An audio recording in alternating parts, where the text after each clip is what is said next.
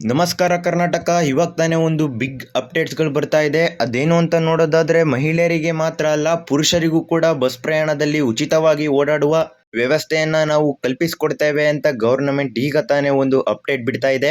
ನಂತರ ಗೃಹಲಕ್ಷ್ಮಿ ಯೋಜನೆ ಬಗ್ಗೆ ಒಂದು ದೊಡ್ಡ ನಿರ್ಧಾರಕ್ಕೆ ಕೈಗೊಂಡಿದೆ ಸರ್ಕಾರ ಸ್ನೇಹಿತರೆ. ಮೈಸೂರಿನಲ್ಲಿ ಹಿಂದೆಂದೂ ನಡೆಯದ ಭಾರಿ ವಿಜೃಂಭಣೆಯಿಂದ ಈ ವರ್ಷ ನಡೆಯುವ ಸಾಧ್ಯತೆ ತುಂಬಾ ಹೆಚ್ಚಿದೆ ಸ್ನೇಹಿತರೆ. ಬೇಗ ಆರಂಭ ಆಗುವ ಸಾಧ್ಯತೆ ಇದೆ ಸ್ನೇಹಿತರೆ. ಹಾಗೆ ನಾಳೆಯಿಂದ ಇವರಿಗೆಲ್ಲರಿಗೂ ಕೂಡ ರೇಷನ್ ಕಾರ್ಡ್ ಕ್ಯಾನ್ಸಲ್ ಆಗುವ ಸಾಧ್ಯತೆ 100% ಇದೆ ಗೆಳೆಯರೆ. ಯಾಕೆ ಅಂತ ಹೇಳ್ತೀವಿ, ಈ ವಿಡಿಯೋನ ನೀವು ಪೂರ್ತಿಯಾಗಿ ನೋಡಿದ್ರೆ ಇವೆಲ್ಲ ವಿಷಯಗಳು ಕೂಡ ನಿಮ್ಗೆ ಅರ್ಥ ಆಗುತ್ತೆ. ಇದೇ ರೀತಿ ನಿಮ್ಗೆ ದಿನನಿತ್ಯ ಬಿಸಿ ಬಿಸಿ ಅಪ್ಡೇಟ್ಸ್ ಬೇಕು ಅಂದ್ರೆ ನಮ್ಮ ಇನ್ಫೋ ಕರ್ನಾಟಕ ಅಪ್ಡೇಟ್ಸ್ ಯೂಟ್ಯೂಬ್ ಚಾನಲ್ಗೆ ಸಬ್ಸ್ಕ್ರೈಬ್ ಮಾಡಿ, ನಿಮ್ಮ ಬಂಧು ಬಾಂಧವರಿಗೆಲ್ಲ ಇದನ್ನು ಶೇರ್ ಮಾಡಿ. ಮತ್ತೆ ರೈತರಿಗೂ ಕೂಡ ಒಂದು ಬಂಪರ್ ಆಫರ್ ಕಾದಿದೆ ಅಂತಾನೆ ಹೇಳ್ಬೋದು. ಹಾಗೆ ಎಲ್ಲಾ ಸ್ಟೂಡೆಂಟ್ಗೂ ಕೂಡ ನೀವು SSLC PUC ಯಾವುದೇ ಡಿಗ್ರಿ ಮಾಡಿದ್ರು ಕೂಡ ನಿಮ್ಗೆ ಈ ಸ್ಕಾಲರ್ಶಿಪ್ ಪಕ್ಕಾ ಅಂತಾನೆ ಹೇಳ್ಬೋದು. ಅದಕ್ಕಾಗಿ ಈ ವಿಡಿಯೋನ ನೀವು ಪೂರ್ತಿಯಾಗಿ ನೋಡಿ ಅಂತ ಹೇಳ್ತಾ ಇರೋದು. ನಂತರ ಈ ವಿಡಿಯೋಗೆ ಲೈಕ್ ಮಾಡಿ, ನಿಮ್ಮ ಊರಿನ ಹೆಸರನ್ನು ಕಾಮೆಂಟ್ ಮಾಡಿ, ಅಥವಾ ನಿಮ್ಗೆ ಎಷ್ಟು ತಿಂಗಳ ಗೃಹಲಕ್ಷ್ಮಿ ಬರೋದು ಬಾಕಿ ಇದೆ ಅಂತಾನೂ ಕೂಡ ಕಾಮೆಂಟ್ ಮಾಡಿ ಸ್ನೇಹಿತರೆ. ಬನ್ನಿ ಸ್ನೇಹಿತರೆ, ವಿಡಿಯೋನ ಶುರು ಮಾಡೋಣ. ಗೃಹಲಕ್ಷ್ಮಿ ಯೋಜನೆ ಬಗ್ಗೆ ಒಂದು ಬೆಂಕಿ ಅಪ್ಡೇಟ್ಸ್ ಬರ್ತಾ ಇದೆ ಸ್ನೇಹಿತರೆ. ಅದೇನು ಅಂತ ಹೇಳ್ತೀವಿ ನೋಡಿ. 20ನೇ ಹಾಗೂ 21ನೇ ಕಂತಿನ ಅಂದ್ರೆ ಈ ಕಂತಿನ ಹಣ ಇನ್ನೂ ಕೂಡ ಯಾರ ಅಕೌಂಟ್ಗೂ ಕೂಡ ಜಮಾ ಆಗಿಲ್ಲ.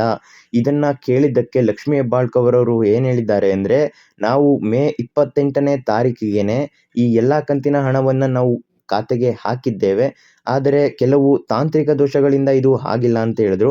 ಆದರೆ ಇದಕ್ಕೆ ಬೇರೆ ಕಾರಣನೇ ಇದೆ ಸ್ನೇಹಿತರೆ.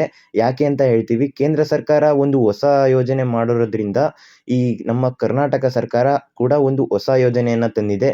ಅದು ಏನು ಅಂತ ಹೇಳಿದ್ರೆ, ಮೊದಲಾದ್ರೆ ಕೇಂದ್ರ ಸರ್ಕಾರದಿಂದ ಡೈರೆಕ್ಟು ಹಣವನ್ನು ತೆಗೆದುಕೊಂಡು ನಮ್ಮ ಬ್ಯಾಂಕ್ ಖಾತೆಗೆ ಹಾಕ್ತಿದ್ರು. ಆದರೆ ಈಗ ಹೊಸ ರೂಲ್ಸ್ ಚೇಂಜ್ ಮಾಡಿರೋದ್ರಿಂದ ಆ ರೂಲ್ಸ್ ಏನು ಅಂದ್ರೆ ಸ್ನೇಹಿತರೆ, ತಮ್ಮ ಬ್ಯಾಂಕ್ ಖಾತೆಗೆ ಡೈರೆಕ್ಟ್ ಹೋಗೋ ಬದಲು ಅವರವರ ಜಿಲ್ಲಾ ಮತ್ತು ತಾಲೂಕಿನ ಪಂಚಾಯಿತಿಗಳಿಗೆ ಈ ಹಣವನ್ನು ಕಳಿಸ್ತಾ ಇದ್ದಾರೆ. ಇದರಿಂದ ನಿಮ್ಮ ಖಾತೆಗೆ ಗೃಹಲಕ್ಷ್ಮಿ ಜಮಾ ಆಗೋದು ತುಂಬಾ ವಿಳಂಬ ಆಗ್ತಿದೆ ಸ್ನೇಹಿತರೆ. ಇನ್ನೊಂದು ಗೃಹಲಕ್ಷ್ಮಿ ಬಗ್ಗೆ ಬೆಂಕಿ ಅಪ್ಡೇಟ್ ಬರ್ತಾ ಇದೆ ಸ್ನೇಹಿತರೆ. ಗೃಹಲಕ್ಷ್ಮಿ ಇರೋದೇ 2,000 ಹಣ, ಆದ್ರೆ 21ನೇ ಕಂತಿನ ಹಣ 4,000 ಬರ್ಬೋದು ಅಂತ ನಿರೀಕ್ಷೆಯಲ್ಲಿ ಎಲ್ಲರೂ ಇದ್ದಾರೆ ಸ್ನೇಹಿತರೆ. ಇದು ನಿಜಾನ ಅಂತ ಕೇಳಿದ್ರೆ 100% ನಿಜ ಸ್ನೇಹಿತರೆ. ಯಾಕೆ ಅಂತ ಹೇಳಿದ್ರೆ, 20ನೇ ಕಂತಿನ ಹಣ ಯಾರ ಅಕೌಂಟ್ಗೂ ಕೂಡ ಜಮಾ ಆಗಿಲ್ಲ. 20ನೇ ಕಂತಿನ ಹಣ ನಿಮ್ಗೂ ಕೂಡ ಬಂದಿಲ್ಲ. ಯಾಕೆ ಅಂತ ಸರ್ಕಾರ ಕೊಟ್ಟಿರೋ ಮಾಹಿತಿ ಪ್ರಕಾರ 20ನೇ ಕಂತಿನ ಹಣ ಮೇ ತಿಂಗಳೇ ಅವರು ಏನು ಹಾಕಿದ್ವಿ ಅಂತ ಹೇಳಿದ್ರು, ಅದು ಇನ್ನೂ 80% ಗೃಹಲಕ್ಷ್ಮಿ ಯೋಜನೆ ಪಡೆದುಕೊಂಡಿರುವ ಮಹಿಳೆಯರಿಗೆ ತಲುಪೇ ಇಲ್ಲ ಸ್ನೇಹಿತರೆ. ಆದ್ದರಿಂದ ನೀವು ಯಾವುದೇ ಭಯ ಪಡಬೇಡಿ. 21ನೇ ಕಂತಿನ ಹಣ 20ನೇ ಕಂತಿನ ಹಣದ ಜೊತೆಗೆ 2,000 ಪ್ಲಸ್ 2,000 ಅಂತನಾದ್ರೂ ಅನ್ಕೋಬಹುದು, ಒಟ್ಟಿಗೆ 4,000 ನಿಮ್ಮ ಅಕೌಂಟ್ಗೆ ಜಮಾ ಆಗಲಿದೆ ಸ್ನೇಹಿತರೆ. ರೇಷನ್ ಕಾರ್ಡ್ KYC ಬಗ್ಗೆ ಕೂಡ ಒಂದು ಬೆಂಕಿ ಅಪ್ಡೇಟ್ ಬರ್ತಾ ಇದೆ ಅಂತಾನೆ ಹೇಳ್ಬೋದು. ಯಾಕೆ ಅಂತ ಹೇಳಿದ್ರೆ, ತುಂಬಾ ಜನರಲ್ಲಿ ಗೊಂದಲ ಇತ್ತು. KYC ಮಾಡುವ ಡೇಟು ಇವಾಗ ತಾನೇ ಮುಗ್ದೋಗಿದೆ, ಇನ್ನು ನಮಗೆ ಅಕ್ಕಿ ಬರೋದಿಲ್ಲ ಅಂತ ತುಂಬಾ ಸಂಕಟದಲ್ಲಿದ್ರು ಎಲ್ಲರೂ ಕೂಡ. ಆದರೆ ಸರ್ಕಾರ ಇದಕ್ಕೆ ಟೆಂಪರರಿ ರಿಲೀಫ್ ಕೊಟ್ಟಿದೆ ಅಂತಾನೆ ಹೇಳ್ಬೋದು. ಯಾಕೆ ಅಂತ ಹೇಳಿದ್ರೆ, ಉಡುಪಿ ಮತ್ತೆ ದಕ್ಷಿಣ ಕನ್ನಡದಲ್ಲೆಲ್ಲ ಇನ್ನು 21,000 ಜನರು ಇನ್ನು KYCನ ಲಿಂಕ್ ಮಾಡಿಸೇ ಇಲ್ಲ. ಅವರೆಲ್ರಿಗೂ ಕೂಡ ಯಾವುದೇ ಅಡಚಣೆ ಮಾಡದೆ ಎಂದಿನಂತೆ ಅವರಿಗೆ ಅಕ್ಕಿಯನ್ನ ಕೊಡಬೇಕು ಅಂತ ಕರ್ನಾಟಕದ ಸರ್ಕಾರ ಖಡಕ್ ಆಗಿ ಸೂಚನೆ ನೀಡಿದೆ ಅಂತಾನೆ ಹೇಳ್ಬೋದು ಸ್ನೇಹಿತರೆ. ಆದ್ದರಿಂದ ಸ್ನೇಹಿತರೆ, KYC ನೀವು ಕೂಡ ಲಿಂಕ್ ಮಾಡಿಸಿಲ್ಲ ಅಂದ್ರೆ ಯಾವುದೇ ರೀತಿಯ ಭಯ ಬೇಡ. ಆದ್ರೆ ಇದು ಟೆಂಪರರಿ ಅಂತಾನೆ ಹೇಳ್ಬೋದು ಸ್ನೇಹಿತರೆ. ಆದ್ದರಿಂದ ನೀವು ನಿಮ್ಮ ಹತ್ತಿರದ ಕರ್ನಾಟಕವನ್ನು ಹೋಗಿ ನಿಮ್ಮ KYCಯನ್ನ ಲಿಂಕ್ ಮಾಡಿಸಿ ಅಂತ ಒಂದು ಸಲಹೆಯನ್ನ ಕೊಡ್ತಾ ಇದ್ದೀನಿ ಸ್ನೇಹಿತರೆ. KYC ಬಗ್ಗೆ ಮತ್ತೊಂದು ಬೆಂಕಿ ಅಪ್ಡೇಟ್ ಬರ್ತಾ ಇದೆ ಅಂತಾನೆ ಹೇಳ್ಬೋದು ಸ್ನೇಹಿತರೆ. ಇದು ಎಲ್ರಿಗೂ ಕೂಡ ಶಾಕ್ ಕೊಡ್ಬೋದು. ಯಾಕೆ ಅಂತ ಹೇಳಿದ್ರೆ ಹೇಳ್ತೀನಿ ನೋಡಿ. KYC ಅಪ್ಪ ಅಮ್ಮಂದಾಗಿರುತ್ತೆ, ಆದರೆ ಅವರ ಮನೆಯಲ್ಲಿ ಒಂದು ಮಗು ಇರುತ್ತೆ, ಆ ಮಗುಗೂ ಕೂಡ KYC ಆಗಿರಲ್ಲ, ಅಂದ್ರೆ ಮಕ್ಕಳಿಗೆ. ಈ ಸಿಚುವೇಶನ್ ಅಲ್ಲೂ ಕೂಡ ನಿಮ್ಮ ರೇಷನ್ ಕಾರ್ಡ್ ಕ್ಯಾನ್ಸಲ್ ಆಗುವ ಸಾಧ್ಯತೆ ತುಂಬಾ ಇರುತ್ತೆ ಸ್ನೇಹಿತರೆ. ಇದೇ ಸರ್ಕಾರ ಮಾಡುತ್ತಿರುವ ಹೊಸ ರೂಲ್ಸ್ ಅಂತಾನೆ ಹೇಳ್ಬೋದು. ತುಂಬಾ ಅಂದ್ರೆ ತುಂಬಾ ಸ್ಟ್ರಿಕ್ಟ್ ರೂಲ್ಸ್ ಮಾಡಿದೆ. ಸೊ ನಿಮ್ಮ ಮನೆಯ ಸದಸ್ಯರು ಎಲ್ರಿಗೂ ಕೂಡ KYCಯನ್ನ ಲಿಂಕ್ ಮಾಡಿಸಿ ಅಂತ ಹೇಳ್ತೀನಿ ಸ್ನೇಹಿತರೆ. ಇಲ್ಲಾಂದ್ರೆ ನಿಮ್ಮ ರೇಷನ್ ಕಾರ್ಡ್ ಕ್ಯಾನ್ಸಲ್ ಆಗುತ್ತೆ. ಈಗ ಸ್ಕಾಲರ್ಶಿಪ್ ಬಗ್ಗೆನೂ ಕೂಡ ಒಂದು ಬೆಂಕಿ ಅಪ್ಡೇಟ್ ಬರ್ತಾ ಇದೆ ಸ್ನೇಹಿತರೆ. ನೀವು ಯಾವುದೇ ಪದವಿಯನ್ನ ಕಂಪ್ಲೀಟ್ ಮಾಡಿರಲಿ, 1ರಿಂದ SSLC ವರೆಗೂ ಅಥವಾ PUC, ಡಿಗ್ರಿ, ಇಂಜಿನಿಯರಿಂಗ್ ನೀವು ಯಾವುದೇ ಮುಗಿಸಿದ್ರು ಕೂಡ ಈ ಸ್ಕಾಲರ್ಶಿಪ್ ನಿಮ್ಮ ಖಾತೆಗೆ ಬಂದೇ ಬರುತ್ತೆ ಸ್ನೇಹಿತರೆ. ಅದು ಯಾವ ಸ್ಕಾಲರ್ಶಿಪ್ ಅಂತ ನೋಡೋದಾದ್ರೆ SSP ಪೋರ್ಟಲ್ ಸ್ಕಾಲರ್ಶಿಪ್ ಅಂತ ಹೇಳಿ. ಇದನ್ನ ನೀವು ಸೆಪ್ಟೆಂಬರಿಂದ ನವೆಂಬರ್ ಮಧ್ಯದಲ್ಲಿ ಈ ಅರ್ಜಿಗಳು ಪ್ರಾರಂಭವಾಗೋದಕ್ಕೆ ಸ್ಟಾರ್ಟ್ ಆಗುತ್ತೆ ಸ್ನೇಹಿತರೆ. ಇದರ ಇನ್ನಷ್ಟು ಅಪ್ಡೇಟ್ ನಿಮಗೆ ಬೇಕು ಅಂದರೆ ssp.karnataka.government.in ವೆಬ್ಸೈಟಲ್ಲಿ ಚೆಕ್ ಮಾಡ್ಬೋದಾಗಿರುತ್ತೆ ಸ್ನೇಹಿತರೆ. ಇನ್ನೊಂದು ಹೊಸ ಸ್ಕಾಲರ್ಶಿಪ್ ಬಗ್ಗೆ ಅಪ್ಡೇಟ್ ಬರ್ತಾ ಇದೆ ಸ್ನೇಹಿತರೆ. ಅದೇ ಸ್ಕಾಲರ್ಶಿಪ್ ರೈತ ವಿದ್ಯಾನಿಧಿ ಅಂತ ಹೇಳಿ. ಇದು ಎಲ್ಲರಿಗೂ ಕೂಡ ಅಂದರೆ ರೈತರ ಮಕ್ಕಳು ಯಾರ್ಯಾರಿಗಿರ್ತಾರೆ ಅವರೆಲ್ಲರಿಗೂ ಕೂಡ ಬರುತ್ತೆ. ಅಮೌಂಟು ಎಷ್ಟು ಅಂತ ನೋಡೋದಾದರೆ 2,000ದಿಂದ 2,500ದಿಂದ 11,000ವರೆಗೂ ಕೂಡ ನೀವು ಸ್ಕಾಲರ್ಶಿಪ್ಪನ್ನು ಪಡೆಯಬಹುದಾಗಿರುತ್ತೆ ಸ್ನೇಹಿತರೆ. ನೀವೇನಾದರೂ ರೈತರ ಮಕ್ಕಳಾಗಿದ್ದರೆ ಗವರ್ನಮೆಂಟ್ ಅಫಿಷಿಯಲ್ ವೆಬ್ಸೈಟ್ನಲ್ಲಿ ನೀವು ಇದನ್ನು ಡೀಟೇಲ್ ಆಗಿ ಚೆಕ್ ಮಾಡಿ ಅಪ್ಲೈ ಮಾಡಬಹುದಾಗಿರುತ್ತೆ ಸ್ನೇಹಿತರೆ. ಈ ಸ್ಕಾಲರ್ಶಿಪ್ ಅರ್ಜಿಗಳು ಆಗಸ್ಟ್ ಮಧ್ಯದಲ್ಲಿ ಸ್ಟಾರ್ಟ್ ಆಗೋ ನಿರೀಕ್ಷೆಯಲ್ಲಿದ್ದಾರೆ ಸ್ನೇಹಿತರೆ.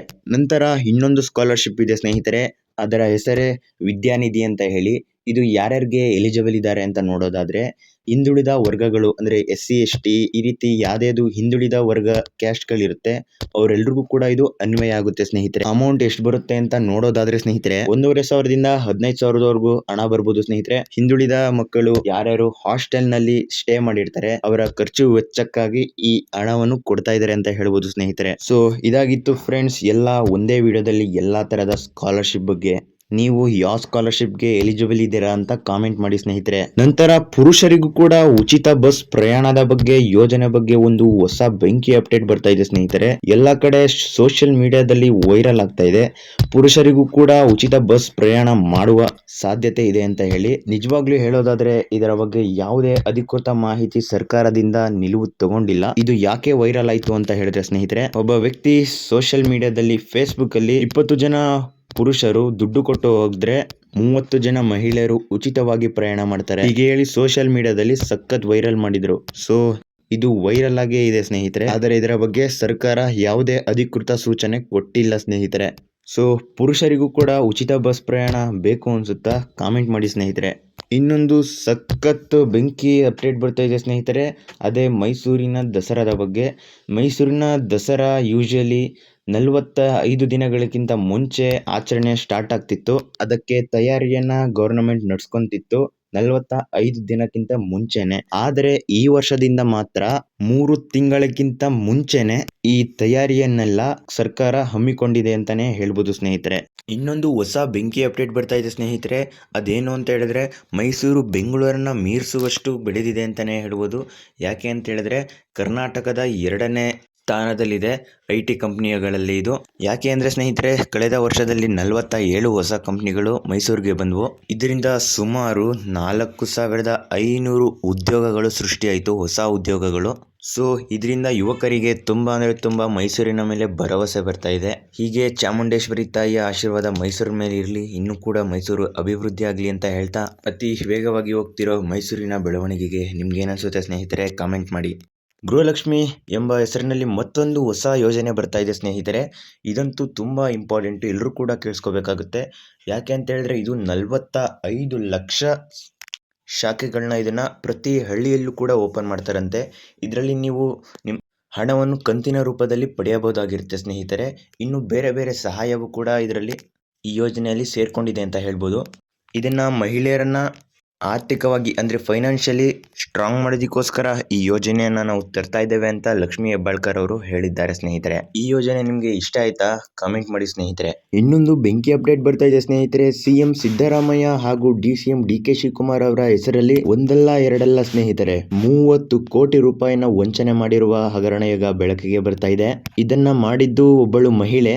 ಈಕೆ ಮೋಸ ಮಾಡಿರೋದು ಬೇರೆ ಯಾರಿಗೂ ಅಲ್ಲ ಸ್ನೇಹಿತರೆ, ಆಕೆಯ ಆಪ್ತ ಬಂಧುಗಳಿಗೇನೆ. ನಿಮಗೆ 1 to 2 ಚಿನ್ನದ ಕಡಿಮೆ ದರದಲ್ಲಿ ನಿಮಗೆ ಚಿನ್ನ ಕೊಡಿಸ್ತೀನಿ, ನನಗೆ DK ಶಿವಕುಮಾರ್ ಅವ್ರು ಗೊತ್ತು, CM ಸಿದ್ದರಾಮಯ್ಯ ಅವ್ರು ಗೊತ್ತು ಅಂತ ಹೇಳಿ 30 ಕೋಟಿಯನ್ನ ವಂಚನೆ ಮಾಡಿದ್ದಾಳೆ ಸ್ನೇಹಿತರೆ. ಸದ್ಯ ಇದು ಬಸವನಗರ ಪೊಲೀಸ್ ಠಾಣೆಯಲ್ಲಿ FIR ಆಗಿ ದಾಖಲಾಗಿದೆ ಸ್ನೇಹಿತರೆ.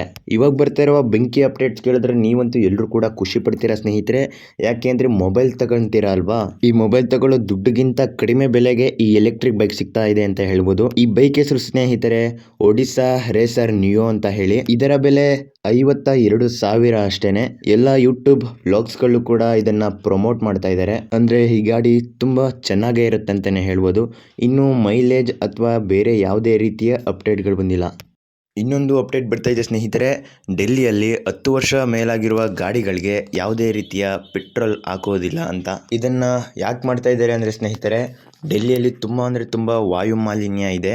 ಈ ರೀತಿ ನಾವು ರೂಲ್ಸ್ ಮಾಡಿದ್ರೆ ಎಲ್ಲರೂ ಕೂಡ ಎಲೆಕ್ಟ್ರಿಕ್ ಸ್ಕೂಟರ್ ಬಗ್ಗೆ ಮುಖ ಮಾಡ್ತಾರೆ ಅಂತ. ಇದೇನೇ ಸ್ನೇಹಿತರೆ ಇವಾಗ ಚರ್ಚೆ ಆಗಿರೋದು. ಇದು ಕರ್ನಾಟಕಕ್ಕೆ ಕೂಡ ಬಂದರೆ ಏನಾಗುತ್ತೆ ಅಂತ ನಿಮ್ಗೇನನ್ಸುತ್ತೆ ಸ್ನೇಹಿತರೆ, ಕಾಮೆಂಟ್ ಮಾಡಿ.